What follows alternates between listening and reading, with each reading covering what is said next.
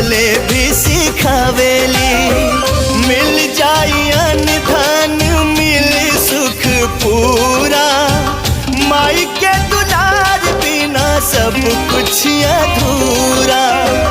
अचरा ओढ़ा के हो दूधवा पियाई एगो माई बिना, कैसे करे जावा जुड़ाई ये भाई एगो माई बिना, कैसे करे जावा